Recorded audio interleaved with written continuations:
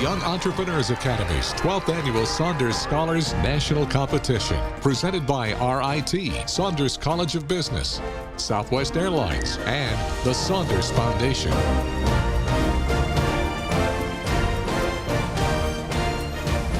Hello, America, and welcome to the final round of the 12th Annual Young Entrepreneurs Academy Saunders Scholars Competition. Live from 13 WHAM ABC in Rochester, New York, I'm Dan Schrack. And I'm Andrew Banis. We're thrilled to be here with you today. Shortly, the top 8 businesses from kids across the nation, selected earlier today by our esteemed panel of judges, will pitch their businesses and inventions in hopes of being named America's next top young entrepreneur. Finalist number 5 from Sammamish, Washington, the CEO of TerraSak, Maanit Goel. This 14-year-old has found a way for the plastic bag ban to help local businesses and the environment with this company, TerraSak. Please welcome Maanit Goel. What you use hundreds of times a month, see on a weekly basis, and has the potential to eliminate 61 billion pounds of plastic waste every year. Reusable bags. With plastic bag bans popping up across the U.S., there's a dire need for eco-friendly bag alternatives, yet there are none in an affordable price range for locally owned, independent grocers. In the aftermath of COVID-19, advertising will be more important than ever, yet there are no inexpensive, straightforward options on the market. What if there is a solution that could tackle both these problems at the same time? My name is Maanit Goel, and I'm the CEO and founder of TerraSak.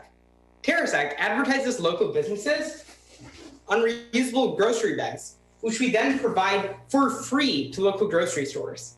We're incentivizing the use of eco-friendly, 100% recycled content reusable bags. Grocery stores get free bags to sell or distribute to customers, and local businesses get low-cost ad distribution through these stores. It's a win-win-win.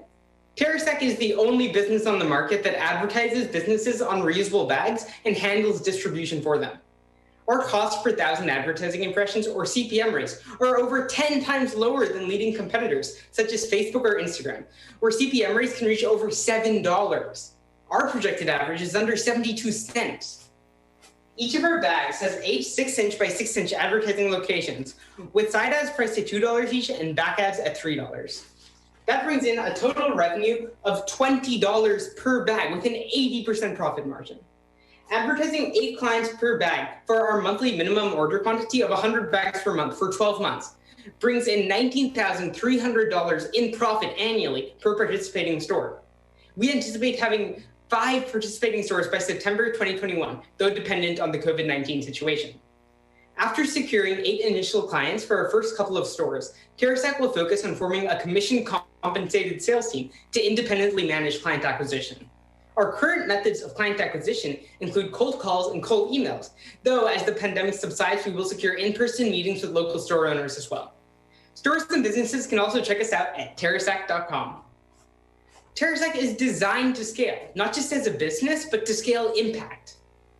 In the Pacific Northwest, we have 2 core values, the environment and our communities. Everything we do is to best support the environment, local business owners, and local store owners. Our bags can save the planet while supporting small businesses. Reusable bag advertising is the solution. TerraSak is the solution. So, who's ready to go sack to the future? All right, we now turn to the question and answer portion of the competition. We will have 3 questions from 3 different judges, 1 minute to respond to each, and we're going to start with Judge Scheel. Please state your question. I think what you're doing is quite impressive, and I'll admit this was not a medium I necessarily thought of when I think of advertising. You mentioned the word CPM. So how do you, when you're talking to customers, how do you measure impressions as it relates to this particular product? In other words, how are they going to know what their ROI is? Yeah, that's a great question. And the thing is, with the digital media such as Facebook and Instagram, it is easy to just check digitally how many customers view any ad. For us, it's a bit more difficult, so we rely mostly on estimates. There's this one accredited source called the Advertising Specialty Institute, which gives a lot of information on advertising success. And from that I got the number that each bag produces 5,700 impressions on average for an average use of 11 months. So the reason it gets so many impressions is because bags are long-term. They're reusable bags. So even if we don't know the exact amount, just by thinking these are reusable bags, people use them for a long time, you can automatically tell there's a lot of impressions, and we have the estimates from accredited sources. Judge Sujay, it's your turn to ask a question. Hey, Maanit, great presentation. How do you balance selling advertising space or to potential advertisers while also printing the bags? Because at some point advertisers may want to stop, but you've already printed the bags. How do you know when to start printing and when to stop selling? Yeah, so we work on yearly bases, and this is all really decided by the grocery stores. So the first step in our process is contacting the grocery store and seeing how many bags they need for 1 year. Then we reach out to local businesses and make sure that they're willing to commit to that long of a process. So we make them commit to all 12 months with the same amount of bags that the grocery store needs. That way, we have everything set before we send it out to print, and we know the stores are committed to paying the full amount. We also make them pay up front, though they can have the option of splitting up the payments if they don't want to pay it all up front. Judge Michelle, last question. Can you expand a little bit more on your focus on your sales strategy and which direction you're taking that? Yeah, that's a great question. So right now, this business has been spawned out of quarantine. So over the course of this business, over the past couple of months, we've mainly had to do cold emails and cold calls. And that has worked pretty well, but only when people respond to us. So obviously, it's much more effective to talk to people in person and figure out things with businesses and stores that way. As the pandemic subsides, which we hope happens sometime in early or mid-2021, we will start securing these in-person meetings. However, long-term, it's much more effective to build a sales team of commission-compensated salespeople who can take care of sales for me, because obviously I'm not an expert, and to scale, I need people helping me out on this instead of trying to do everything myself. Does that answer your question?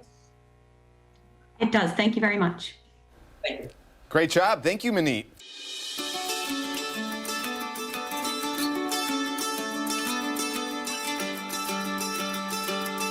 With hard work, creativity, and determination, a kid can take the beginning of a good idea and turn it into something real, substantial, and valuable. The Young Entrepreneurs Academy, YEA, teaches middle and high school students how to start and run their own real businesses. Active YEA supporter and Saunders Scholars Competition founder Phil Saunders started his career as an attendant at his family's gas station. He recognized the market need to create full-service hubs for truckers transporting goods around America. Travel Centers of America was born and grown into the largest full-service truck stop chain in North America. This was just the start for Phil Saunders, as he has continued to influence many successful businesses throughout his career. His passion for business led him to endow the Saunders College of Business at RIT and to create the Saunders Scholars Competition for the Young Entrepreneurs Academy. I really believe in what YEA is doing, fostering entrepreneurship, bringing these young kids into a classroom, working with them, coming up with great ideas, putting together a financial statement. It just gets them started early in life at what America is really about in fostering entrepreneurship. I would describe YEA students as the leaders of their class, kids who think out of the box, have good ideas. Going into the YEA program just allows them to get out and really voice their opinion and do a dream that they've probably had in the back of their mind for quite a while.